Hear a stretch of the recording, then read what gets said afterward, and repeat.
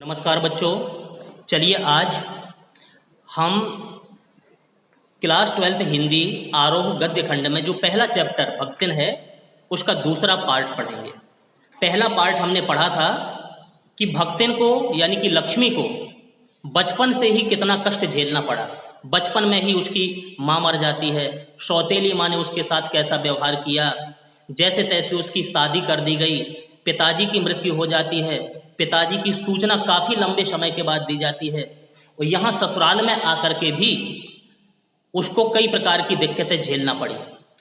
उसने लड़कियों को जन्म दिया जबकि उसके परिवार में उसकी सास के और जेठानियों के लड़के ही थे, इसकी लड़कियां थीं।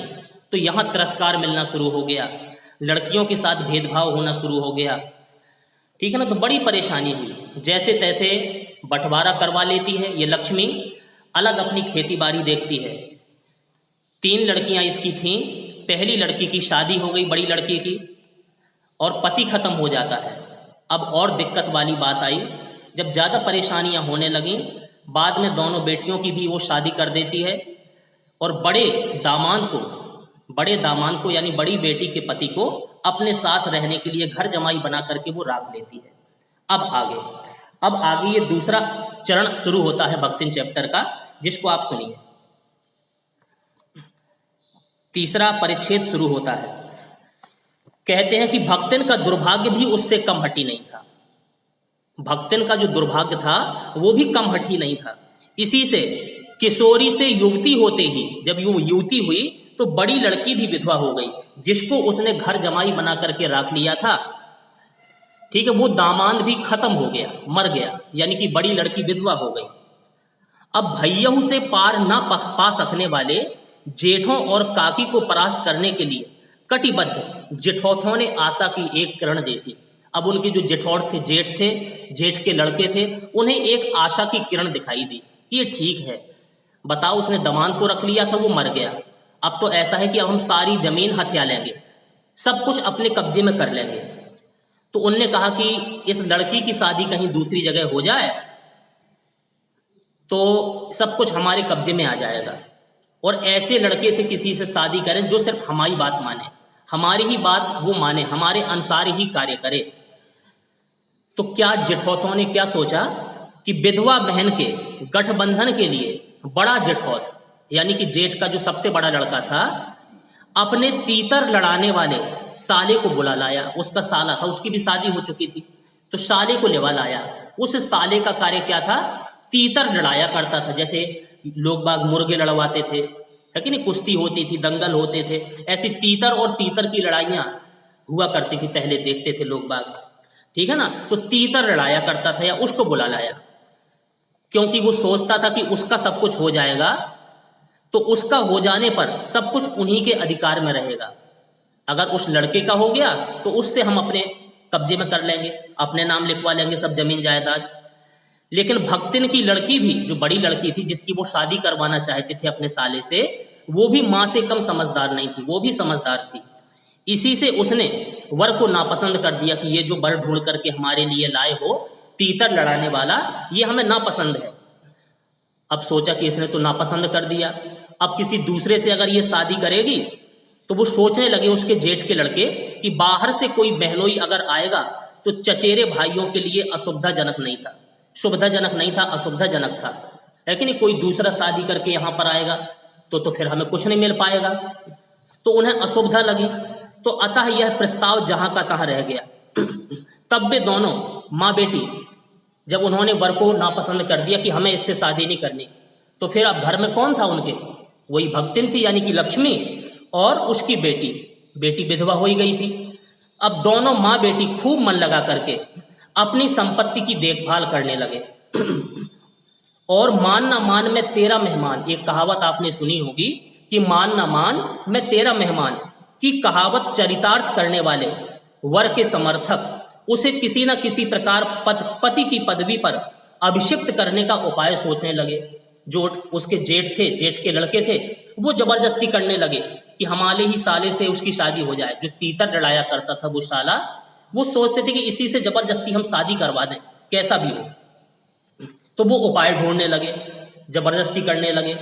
अब एक दिन की बात है, कि माँ की अनुपस्थिति में जब माँ कहीं बाहर चली गई थी, यानी कि लक्ष्मी कहीं किसी कार्य से बाहर थी, तो वर महाशय, वही तीतर लड़ाने वाला जो उसका साला था बड़े भाई का, ठीक है ना, तो वर महाशय ने बेटी के कोठरी में घुसकर भीतर से द्वार बंद कर दिया।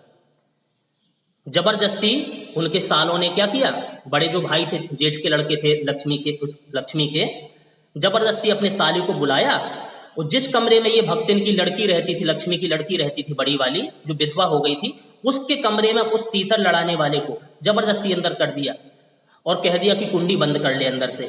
तो भीतर से उसने दरवाजा बंद कर लिया। जब दरवाजा बंद कर लिया तो उसके समर्थक गांव वालों को बुलाने लगे। काफी लोग चिल्ला चिल्ला करके, देखो तो ये लड़की किसको अंदर किए है, बुलाने लगे।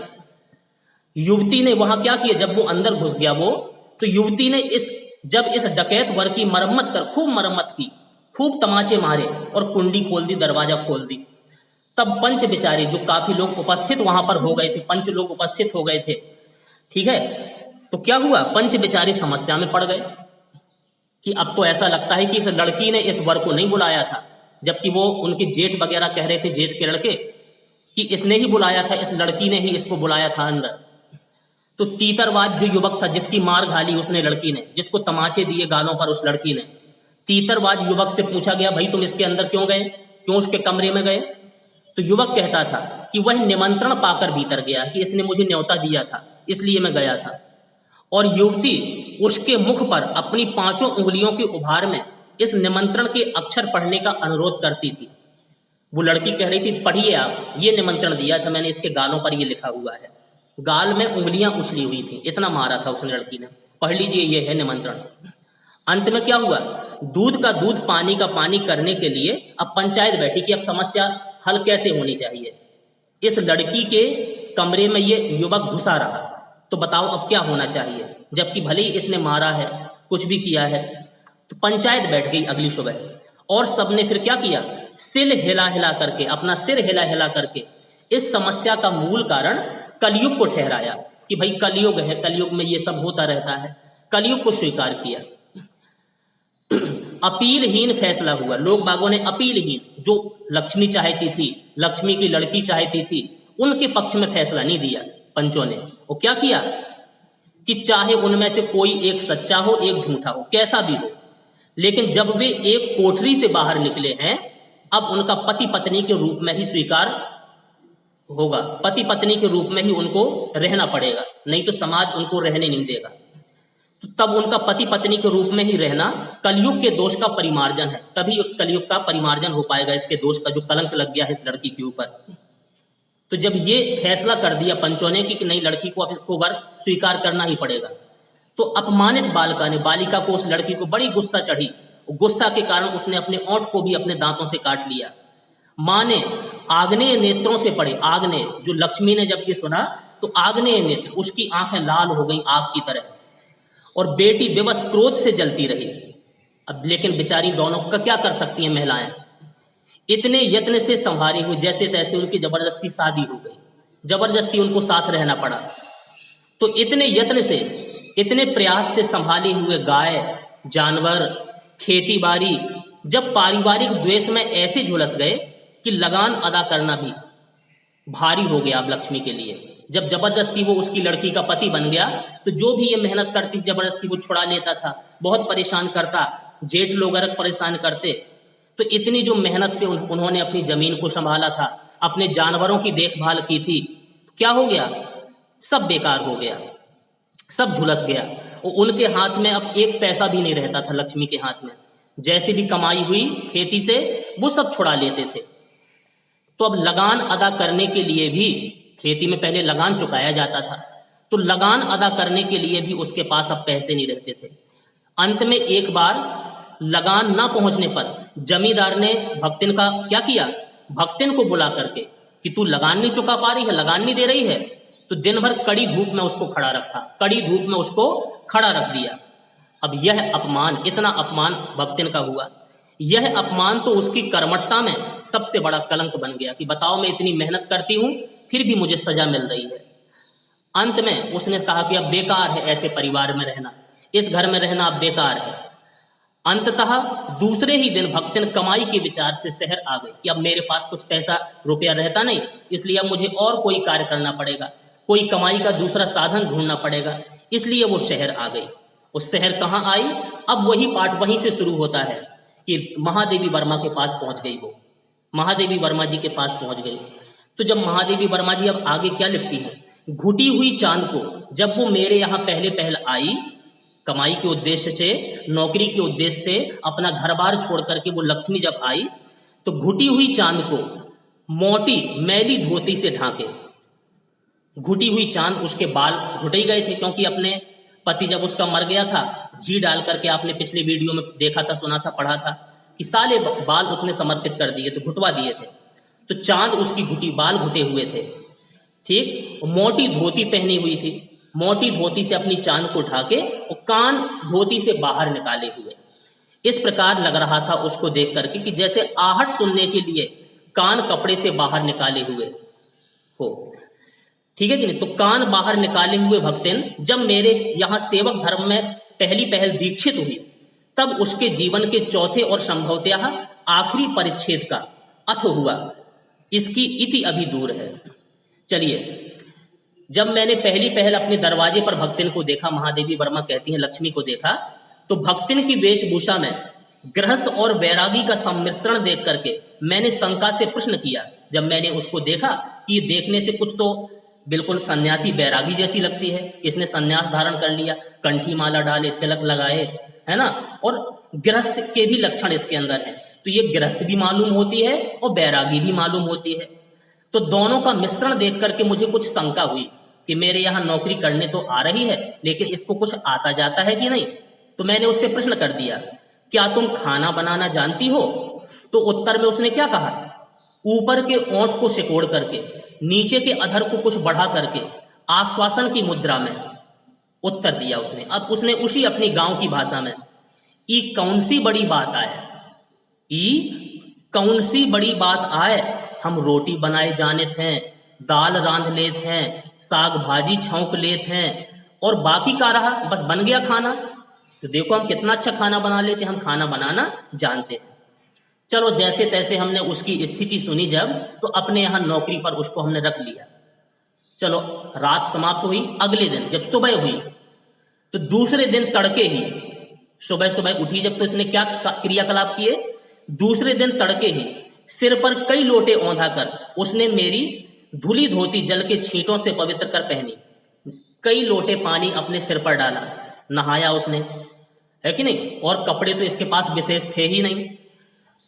तो मेरी धुली हुई धोती जल के छींटे लगा करके, पहले मेरी धोती धुली हुई टंगी थी, लेकिन जल लिया, थोड़ा सा उसका पवित्रीकरण कर दिया, उसको शुद्ध कर दिया, फिर वो पहने, और फिर पूर्व के अंधकार में पूरब दिशा की ओर मुंह करके वो बैठ गई। मेरी दीवार से फूटते हुए सूरज निकल रहा था, सूर्योदय हो रहा था, तो सूरज के दर्शन करते हुए पीपल लगा हुआ था हमारे दरवाजे पर ही, तो सूरज के दर्शन करते हुए पीपल के पेड़ पर 2 लोटे जल से उनका अभिनंदन किया, यानी कि जल को, इनको सूरज भगवान को भी अर्घ्य दिया और पीपल पर भी जल चढ़ा दिया। फिर 2 मिनट के लिए नाक दबा करके उसने जप किया, प्राणायाम किया, और उसके उपरांत जब उसने अपनी ये पूजा पाठ कर ली सुबह की, फिर क्या हुआ, उसके उपरांत जब वह कोयले की मोटी रेखा से अपने साम्राज्य की सीमा निश्चित करके चौके में प्रतिष्ठित हुई, फिर उसने क्या किया, एक कोयले का टुकड़ा उठाया, जहां चौका था यानी कि महादेवी का रसोई था, उसने एक रेखा खींच दी, लाइन खींच दी और चौके में प्रवेश कर गई। उसने कह दिया कि अभी इस चौके पर, इस रेखा के अंदर मेरा साम्राज्य है, आप लोग कोई इसके अंदर नहीं आना, मैं भोजन बनाऊंगी।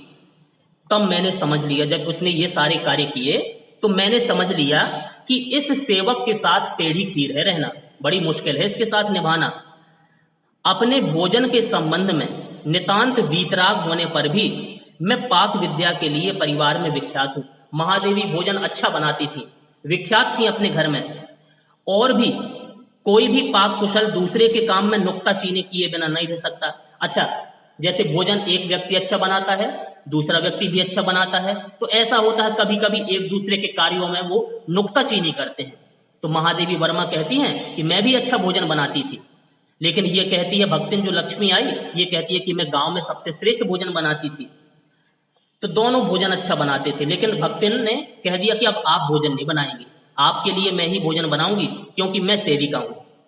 पर जब छूत पाक पर प्राद देने वाले व्यक्तियों का बात बात पर भूखा मरना स्मरण हो आया और भक्तिन की शंकाकुल दृष्टि में छिपे हुए निषेध का अनुभव किया, तब कोयले की रेखा मेरे लिए लक्ष्मण के धनुष से खींची हुई रेखा के समान दुर्लभ हो उठी। जब उसने कह दिया बड़े प्रेम से कि देवी जी आप सिर्फ बैठे रहिए, ये रेखा मैंने खींच दी है, अब इस चौके पर मेरा अधिकार है, आप प्रवेश न कीजिए, जब मैं बुलाऊं तब आप आना, मुझे ही खाना बनाने देना। तब मैंने कह दिया कि ये तो लक्ष्मण रेखा इसने खींच दी। जैसे लक्ष्मण रेखा को पार करना मुश्किल था, अब इसकी रेखा को पार करना भी मुश्किल है। चलिए, जब उसने ऐसा कह दिया तो निरुपाय बिना उपाय अपने कमरे में बिछौने में पड़ करके नाक के ऊपर खुली हुई पुस्तक स्थापित कर मैं चौके में पीढ़े पर आसीन अनधिकारी को भूलने का प्रयास करने लगी कि अभी तक चौके में मैं बैठती थी, खाना बनाती थी, अब मेरा अधिकार चौके पर नहीं है। मैं अपने बिस्तर पर आई और एक किताब अपने मस्तक पर रख ली, नाक के ऊपर रख ली, लेट गई। ठीक है ना, लेट गई महादेवी जी। उसके बाद जब उस लक्ष्मी ने पूरा भोजन तैयार कर लिया, बना लिया, तो भोजन के समय जब मैंने अपनी निश्चित सीमा के भीतर निर्दिष्ट स्थान ग्रहण किया, उसने मुझे स्थान बता दिया कि देवी जी अब आप इस स्थान पर बैठाइए। तो लक्ष्मी के बताए हुए उस स्थान पर जब मैं बैठी, तब भक्तिन ने प्रसन्नता से लबालब बड़ी खुश हुई कि बताइए हमारी मालकिन हमारी कितनी बात मानती है। तो प्रसन्नता से लबालब दृष्टि और आत्मतुष्टि से आप्लावित मुस्कुराहट के साथ मेरी फूल की थाली में मुझे एक फूल की थाली उठा लाई। पहले दो धातुओं से मिलकर के कुछ नई धातु बनाते थे, पहले फूल, कांसा, इनके बर्तन हुआ करते थे, जैसे आजकल स्टील इत्यादि हैं, कांच के बर्तन चलते हैं। तो फूल की थाली वो मेरे लिए लाई। वो क्या किया, अब जैसे आजकल की थालियों में तो वो खाने बने रहते हैं कि एक खाने में आप दाल रख दीजिए, एक में सब्जी रख दीजिए, एक में चावल रख दीजिए। तो लेकिन उसने क्या किया, वो मेरे लिए फूल की थाली उठा लाई और 1 अंगुल मोटी और गहरी काली चित्तीदार 4 रोटियां रख दी। मोटी मोटी सी रोटियां उसने बनाई थी और थोड़ी वो जल गई थी, काली चित्तीदार सी रोटियां लग रही थी, जली सी कुछ। वो 4 रोटियां इकट्ठी मेरी थाली पर रख दी और उसको कहा कि देवी जी अब इस थाली को आप टेढ़ा कीजिए, थोड़ा सा टेढ़ा कर लीजिए।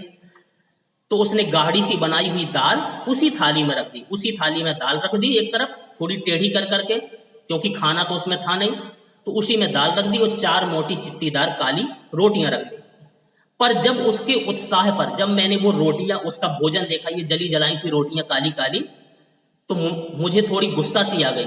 मैंने कहा कि ऐसा भोजन मैं खा पाऊंगी, कर पाऊंगी, ऐसा भोजन तो मैंने कभी नहीं किया। तो जब उसके उत्साह पर तुषारापात करते हुए मैंने रुआंसे भाव से कहा, मेरी आंखों में आंसू से आ गए कि ऐसा भोजन तो मैं कभी नहीं किया, ना मेरे अंदर ये पहुंच पाएगा, मैं खा नहीं पाऊंगी ऐसी रोटियां। तो मैंने उससे कह दिया कि यह क्या बनाया तूने। तब वह हत बुद्धि हो गई, थोड़ी निराश हो गई, उसकी बुद्धि घूम गई कि आखिर मैंने क्या बनाया, खाना ही तो बनाया है, दाल रोटी ही तो बनाई है। तो उसने सोचा, मन में सोच लिया कि शायद रोटियां कुछ काली सी जल गई हैं, इसलिए हमारी मालकिन ऐसा कह रही है। तो उसने क्या कहा, रोटियां अच्छी सेंकने के प्रयास में, रोटियां अच्छी सेंकने के प्रयास में थोड़ा सा खरी हो गई हैं, थोड़ी खरी हो गई हैं, पर अच्छी हैं। तरकारियां थी नहीं, सब्जी थी नहीं, पर जब दाल बनी है, एक चीज से काम चल सकता है तो दूसरी चीज को बनाने की क्या आवश्यकता है। जब दाल बनी है तो उसका क्या काम, शाम को दाल ना बना करके तरकारी बना दी जाएगी, सब्जी बना दी जाएगी, एक चीज से भी काम चल सकता है। ये उसने उत्तर दे दिया। दूध, अब देवी जी ने जब ये सुना तो सोचा कि अब कैसे खाऊं मैं ये रोटी। दूध घी मुझे अच्छा नहीं लगता था, महादेवी वर्मा को दूध घी खाना ज्यादा अच्छा नहीं लगता था, नहीं तो सब ठीक हो जाता, दूध घी खा करके ही काम चला लेती, पेट को भर लेती। अब ना तो अमचूर और लाल मिर्च की चटनी पीस ली जावे, ना हो तो अमचूर की और लाल मिर्च की चटनी ही पीस ली जावे, उससे भी काम ना चले। जब चटनी भी नहीं पीसी उसने तो क्या कहा कि अच्छा तुम्हें थोड़ी सा भोजन में परेशानी हो रही। तब वो गांव से लाई हुई गठरी में से एक कपड़े में थोड़ा सा गुड़ बांध के लाई थी। वो गांव से लक्ष्मी एक गठरी में, कपड़े में थोड़ा सा गुड़ बांध करके लाई थी। तो उसने कहा कि थोड़ा सा मैं गुड़ दे दूंगी तुम्हें, ठीक है, चटनी जैसे अभी नहीं है, मैं थोड़ा सा गुड़ निकाल के लाती हूँ, मैं अपने गांव से लाई हूँ, उसके साथ तुम भोजन करना, अच्छा लगेगा।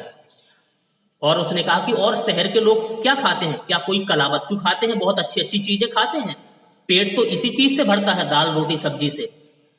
फिर वह कुछ अनाड़िन या फूहड़ नहीं है, मैं बहुत योग्य हूं खाना बनाने में, लक्ष्मी कहती है। उसने अपने ससुर, पितिया ससुर, अजिया ससुर, अजिया सास आदि ने उसकी पाक कुशलता के लिए ना जाने कितने मौखिक प्रमाण पत्र दे डाले। यानी कि मेरे ससुर ने, मेरी सास ने मेरी बहुत प्रसन्नता करते थे मेरे खाने की। और बताओ तो तुम ऐसा कह रही हो कि ये रोटियां जल गई हैं, ये मोटी है, मुझसे खबेगी नहीं। तो उसने अपनी बहुत सारी तारीफ महादेवी वर्मा के सामने कर डाली। जब उसकी सारी बातें सुनी, उसका पूरा लेक्चर सुन लिया महादेवी वर्मा ने लक्ष्मी का, तो भक्तिन के इस सारगर्भित लेक्चर का प्रभाव यह हुआ कि मैं मीठे से विरक्ति के कारण, जो मैं अच्छा स्वादिष्ट भोजन किया करती थे, तो उसकी विरक्ति के कारण बिना गुड़ के, तो मीठे से विरक्ति के कारण बिना गुड़ के और घी से अरुचि के कारण मैंने ना गुड़ खाया, फिर ना घी खाया, ना दूध खाया। जो भी उसने भोजन परसा था, रूखी दाल और एक मोटी रोटी खा करके, मैंने एक मोटी रोटी चित्तीदार जो उसने बनाई थी वो खा करके और दाल खा करके ठाठ से यूनिवर्सिटी पहुंची। यूनिवर्सिटी में ये पढ़ाया करती थी, प्रोफेसर थी, तो ठाठ से अपनी यूनिवर्सिटी में पहुंची और न्याय सूत्र पढ़ते पढ़ते, वहां पर पढ़ते पढ़ते, किताब पढ़ते पढ़ते, न्याय सूत्र का अध्ययन करते करते शहर और देहात के जीवन के इस अंतर पर विचार करती रही कि वास्तव में शहर के लोगों का और ग्रामीण लोगों के जीवन में कितना अंतर है। इस अंतर पर मैं विचार करती रही। अलग भोजन की व्यवस्था करनी पड़ी थी अपने गिरते हुए स्वास्थ्य और परिवार वालों की चिंता निवारण के लिए। फिर कुछ समय के बाद मुझे रहना तो भक्तन के साथ में ही था, लेकिन मुझे थोड़ी भोजन की व्यवस्था अलग कि और सारे काम तुम करो, लेकिन जब इच्छा हुआ करे तो भोजन हम स्वयं अपने लिए बना लिया करेंगे। क्योंकि मेरा स्वास्थ्य गिरने लगा अच्छा भोजन न मिलने से, परिवार के लोगों की चिंता थी, तो अलग भोजन की व्यवस्था करनी पड़ी थी अपने गिरते हुए स्वास्थ्य और परिवार वालों की चिंता निवारण के लिए। पर प्रबंध ऐसा हो गया कि इस उपचार का प्रश्न खो गया। पहले तो मैं सोचती थी कि मैं अपने लिए भोजन अलग से बनाना शुरू कर दूं, पर यह प्रश्न ही समाप्त हो गया। इस देहाती वृद्धा ने जीवन की सरलता के प्रति, कि जीवन को सरल होना चाहिए, है कि नहीं, सब प्रकार कैसा समय आ जाए उसके साथ अपने जीवन को ढाल लेना चाहिए। तो जीवन की सरलता के प्रति मुझे इतना जागृत कर दिया उसके विचारों ने, उसकी भाषा ने, कि मैं अपनी असुविधाएं छुपाने लगी। अब मैं भक्तिन के सामने, यानी उस लक्ष्मी के सामने, मैं अपनी असुविधाओं को छिपाने लगी कि मुझे ये चीज अच्छी नहीं लगती, ऐसा अच्छा नहीं लगता, छिपाने लगी। और सुविधाओं की चिंता करना तो दूर की बात है, अपनी असुविधाओं को मैं छिपाने लगी। इसके अतिरिक्त भक्तिन का स्वभाव ही ऐसा बन चुका है, भक्तिन में एक ऐसी खास बात है, सुनिए कौन सी खास बात है उस लक्ष्मी में। ऐसा स्वभाव उसका बन चुका है कि वह दूसरों को अपने मन के अनुसार बना लेना चाहती है। उसकी इच्छा ऐसी रहती है कि हमारे अनुसार दूसरे लोग ढल जाएं, पर अपने संबंध में किसी प्रकार के परिवर्तन की कल्पना तक उसके लिए संभव नहीं। वो सोचती है कि सब मेरे अनुसार चलें, मेरे अनुसार ढल जाएं, और कोई कहे कि तुम हमारे अनुसार ढल जाओ, तुम ही बदल जाओ, तो ये कल्पना वो कभी नहीं कर सकती थी, उसके लिए संभव नहीं था। वो नहीं बदलती थी, दूसरों के अपने अनुसार ढाल लेती थी। ये उसकी एक विशेषता थी उसके अंदर। इसी से महादेवी वर्मा कहती हैं कि जब लक्ष्मी मेरे साथ काफी समय रहते रहते हो गई, तो मैं आज अधिक देहाती हो गई हूं। वो शहर में रह रही, इलाहाबाद में रह रही, गांव की महिला, और मैं हमेशा से शहर में रहती हुई, मैं आज उसके साथ रहती रहती अधिक देहाती हो गई हूं। लेकिन उसे शहर की हवा नहीं लग पाई, उसने अपने स्वभाव को बिल्कुल नहीं बदला, उसे शहर की हवा नहीं लग पाई। मकई का, यानी कि मक्के का, मकई का कई प्रकार का वर्णन वो करती है महादेवी वर्मा से। क्या कहती है कि मकई का रात को बना दलिया, अगर मक्के का रात को दलिया बना दें हम, तो सवेरे मट्ठे से बहुत सौंधा लगता है। उस दलियों को, मक्के के दलिए को जो रात में बना लिया जाए, सुबह मट्ठे के साथ खाया जाए तो बहुत सौंधा लगता है। ऐसा वर्णन किया करती थी, बताया करती थी। और क्या बताया करती थी कि सुनो देवी जी, बाजरे के तिल लगा करके बनाए हुए पुए कम गरम अच्छे लगते हैं, कम गरम, गरम गरम ज्यादा अच्छे नहीं लगते हैं बाजरे के, ठीक है कि नहीं। तिल लगा करके जो पुए बनाए, थोड़ी ठंडे हो जाएं, फिर उनका स्वाद कुछ अलग ही रहता है। ज्वार के भुने हुए भुट्टों के हरे दानों की खिचड़ी, ज्वार के जो भुट्टे होते हैं उनके हरे हरे दाने निकाल लें हम, उसकी खिचड़ी बना दें, बहुत स्वादिष्ट लगती है। और सुनिए, सफेद महुआ जो होते हैं, महुए लगे रहते थे जो पेड़ों पर, सफेद महुए की लपसी अगर बना दी जाए, सफेद महुए की लपसी संसार भर के हलवे को लजा सकती है। किसी भी चीज का हलवा इतना स्वादिष्ट नहीं लगेगा जितने सफेद महुओं की लपसी लगती है। तो ये सारी चीजें वो मुझे सिखाया करती थी, बताया करती थी। तो आदि वह मुझे क्रियात्मक रूप से सिखाती थी। कभी कभी वो सारी ये जो चीजें बताया करती, बना करके खिलाया भी करती थी। पर यहाँ का रसगुल्ला तक भक्तिन के पोपले मुंह में प्रवेश करने का सौभाग्य नहीं प्राप्त कर पाया। हमारे इलाहाबाद का, हमारे शहर का एक प्रसिद्ध रसगुल्ले की प्रसिद्ध दुकान है, तो वहां का प्रसिद्ध रसगुल्ला भी उसके मुंह में जाने का सौभाग्य उसको नहीं मिल पाया। लेकिन अपने गांव की उसने लपसी, खिचड़ी सब कुछ बना करके मुझे खिला दिया। तो ऐसी थी वो लक्ष्मी कि खुद नहीं बदलती थी, दूसरों को बदल लेती थी अपने अनुसार। मेरे रात दिन नाराज होने पर भी, मैं उस पर नाराज हो जाती थी कभी कभी कि साफ धोती पहना कर, तो मेरे रात दिन नाराज होने पर भी उसने साफ धोती पहनना नहीं सीखा। पर मेरे स्वयं धोकर फैलाए हुए कपड़ों को, मैं स्वयं अगर कपड़ा कोई मैंने अपना धो दिया, कोई अपनी साड़ी धो ली और सूखने के लिए डाल दी, तो उस कपड़ों को भी वह तह करने के बहाने सिलबटों से भर देती। उसको ये इच्छा रहती कि मैं ज्यादा से ज्यादा काम अपनी मालकिन का मैं करूं, मालकिन से काम कुछ ना कराऊं।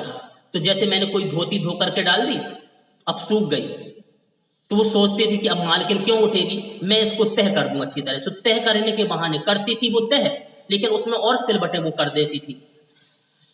मुझे उसने अपनी भाषा की, उस गांव की भाषा की, देहाती भाषा की अनेक दंत कथाएं कंठस्थ करा दी थी। कई कथाएं मुझे देहाती भाषा की उसने याद करा दी। लेकिन इतने समय तक शहर में रहते हुए भी जब मैं उसको पुकारती तो आए के स्थान पर आए, वो आए कह करके ही उत्तर देती। जी कहने का शिष्टाचार वो आज तक नहीं सीख पाई। ऐसी विशेष थी वो स्त्री। यानी कि शहर में रहते हुए भी शहर का एकमात्र अंश उसके अंदर नहीं आ पाया, जबकि देवी जी को उसने अधिक देहाती बना दिया। अब आगे क्या होता है कि भक्तिन अच्छी है यह कहना कठिन होगा, क्योंकि दुर्गुणों का भी उसके अंदर अभाव नहीं, काफी कुछ दुर्गुण भी उसके अंदर है। ठीक है, वह सत्यवादी हरिश्चंद्र नहीं बन सकती है कि जैसे कि हरिश्चंद्र बिल्कुल सत्यवादी हरिश्चंद्र थे, तो नहीं बन सकती। पर नरो व कुंजरो व कहने में भी विश्वास नहीं करती। नरो व, नर माने क्या होता है? इंसान। कुंजर माने हाथी। नरो व कुंजरो व, है कि नहीं? ये युधिष्ठिर की बात बताई गई है कि जैसे कि अब महाभारत काल में आपने सुना होगा, पढ़ा होगा कि अश्वत्थामा नाम का एक हाथी था। वो अश्वत्थामा गुरु द्रोणाचार्य के बेटे का भी नाम था, और द्रोणाचार्य को मार पाना पांडवों के वश में नहीं था। उनको यह था कि ये पुत्र मोह में मरेंगे, तो उनने कहा कि अगर युधिष्ठिर जी जो धर्मराज थे उनके सामने, द्रोणाचार्य जी के सामने कह दें कि अश्वत्थामा मर गए, तब ही वो मर पाएंगे, नहीं तो वो मृत्यु को प्राप्त नहीं हो पाएंगे। वह पांडवों में से कोई भी उनको नहीं हरा पाएगा। तब इतनी बात भगवान श्री कृष्ण ने बुलवाई थी। उनने पहले तो कह दिया कि मैं धर्मराज हूं भाई, मुझसे झूठ मत बुलाइए, मैं नहीं बोलूंगा। तो भगवान श्री कृष्ण ने कहा था कि तुम इतना तो कह सकते हो कि अश्वत्थामा रण गिरे, नर हो या कुंजर, कि अश्वत्थामा मारे गए, नर हो इंसान अश्वत्थामा हो, या नर वो कुंजर यानी कि हाथी हो। वो उसी एक हाथी को, जो अश्वत्थामा नाम का हाथी था, उसको भीमसेन ने मार दिया था। तो इतनी बात उन्होंने कही थी कि अश्वत्थामा रण गिरे, नर हो या कुंजर। जब नर अकेला कहा तो भगवान श्री कृष्ण ने शंख बजा दिया। कुंजर उसकी ध्वनि में, शंख की ध्वनि में लुप्त हो गया वो शब्द। तो समझ गए द्रोणाचार्य जी कि ये धर्मराज युधिष्ठिर झूठ ही नहीं बोल सकते।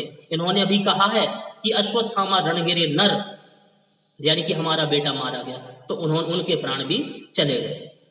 तो ऐसे ये लिखती है कि नरोवा कुंजरोवा कहने में भी विश्वास नहीं करती। मेरे इधर उधर पड़े पैसे रुपए, महादेवी वर्मा कहती हैं कि मेरे इधर उधर पड़े पैसे रुपए भंडार घर की किसी मटकी में कैसे अंतर्रहित हो जाते हैं, यह रहस्य भी भक्तिन जानती है। कहीं कोई पैसे उसको मिल जाते हैं तो उठा करके चुपचाप वो एक मटकी में रख देती है, चुपचाप खर्च नहीं करती है, सोचती है कि ये देवी जी के पैसे हैं, इनके परिवार के पैसे हैं, वो चुपचाप उन पैसों को रख देती है। पर उस संबंध से मैं किसी के संकेत करते ही वह उसे शास्त्रार्थ के लिए चुनौती दे डालती है, जिसको स्वीकार कर लेना किसी तर्क श्रोमणी के लिए संभव नहीं है। कोई ने अगर देख लिया कि इसने पैसे उठा लिए, उस मटकी में डाल दिए, अगर कोई प्रश्न करता है कि भाई तुमने क्यों पैसे उठाए, तो कई प्रकार का शास्त्रार्थ कर डालती है। क्या कहती है कि यह उसका अपना घर है, पैसा रुपया जो इधर उधर पड़ा है तो संभाल करके मैंने रख दिया है, मैं अपने खर्च के लिए तो उसे खर्च नहीं करूंगी, तो उठा करके सुरक्षित रख देना, क्या ये चोरी है? उसके जीवन का परम कर्तव्य मुझे प्रसन्न रखता है। महादेवी वर्मा कहती हैं कि उसके जीवन का एक ही लक्ष्य है कि मैं अपनी मालकिन को, यानी कि मुझे, महादेवी वर्मा को कैसे प्रसन्न रखूं। जिस बात से मुझे क्रोध आ सकता है, अगर वो सोचती है कि ऐसी बात अगर मैं करूंगी, ये कार्य करूंगी तो हमारी देवी जी गुस्सा हो जाएंगी, तो उसे बदल कर इधर उधर करके बताती थी वो। और क्या कहती है, क्या ये झूठ है? इतनी चोरी, जितना मैंने पैसा उठा करके रख दिया, आराम से सुरक्षित रख दिया, इतनी चोरी और इतना झूठ तो धर्मराज महाराज में भी होगा, नहीं तो वो भगवान जी को कैसे प्रसन्न रख सकते थे, कैसे प्रसन्न रख सकते थे, संसार को कैसे चला सकते थे। अच्छा, शास्त्र, कोई शास्त्रार्थ करता है अगर उससे, तो शास्त्र का प्रश्न भी, अब ये प्रश्न याद कर लीजिए, बोर्ड की परीक्षा में काफी बार पूछा गया है, शास्त्र का प्रश्न भी भक्तिन अपनी सुविधा के अनुसार सुलझा लेती है। देखिए, एक कार्य करती थी ये भक्तिन, मुझे स्त्रियों का सिर घुटाना अच्छा नहीं लगता, मुझे अच्छा नहीं लगता कि स्त्रियां गंजी हो जाएं, लेकिन इसकी एक आदत थी, तो मैंने भक्तिन को रोका कि तू हर बृहस्पतिवार को मुंडन कराया करती है, तो हर सप्ताह में एक दिन वो रोज मुंडन कराया करती थी, उसकी आदत बन गई थी। तो मैंने भक्तिन को रोका, तो उसने अकुंठित भाव से उत्तर दिया कि शास्त्र में लिखा है ये बात शास्त्र में लिखी है। तो मुझे उसकी बात सुनकर के शास्त्र में लिखी है कि मुंडन कराओ, तो मैंने कुतूहल बस उससे पूछा कौन से शास्त्र में लिखा है, क्या लिखा है, तो उसने उत्तर तुरंत दे दिया कि तीर्थ गए मुड़ाए सिद्ध, तीर्थ गए मुड़ाए सिद्ध। ठीक है कि नहीं, वो सिद्ध महापुरुष ही होते हैं जो मुंडन कराते हैं और तीर्थ जाते हैं। तो मैंने पूछा कि भाई ये कौन से शास्त्र का यह रहस्यमय सूत्र है, मैंने तो इसको कभी नहीं सुना, तो यह जान लेना मेरे लिए संभव ही नहीं था। अतः मैं हार करके उससे, जाने कितने प्रश्न उसने उत्तर दे डाले, तो मैं हार करके मौन हो गई। और भक्तिन का चूड़ाकरण यानी कि मुंडन संस्कार हर बृहस्पतिवार को होता था। कैसे करवाती थी वो? एक दरिद्र नापित को बुलवा करके, गरीब नाई को बुलवा करके, उसके उस्तरे को, जो उस्तरा होता था, गंगा जल से पहले पवित्र करवाती थी, है कि नहीं, मंत्रोच्चार करवाती थी, खुद मंत्र बोलती थी, वो जाने क्या क्या बोलती थी, है कि नहीं। तो गंगा जल से धुरे उस्तरे द्वारा यथाविधि निष्पन्न होता रहा, हर बृहस्पतिवार को उसका मुंडन संस्कार होता था। तो ऐसी थी भक्तिन। अब आगे क्या है और कैसी कहानी भक्तिन की बनती है, अभी इस वीडियो को हम यहीं समाप्त करेंगे। अब इस भक्तिन के जीवन का आगे का वर्णन, कि महादेवी के साथ रहते रहते और कौन कौन सी क्रियाकलाप इसने किए, ये आगे के वीडियो में अब हम बताएंगे। धन्यवाद।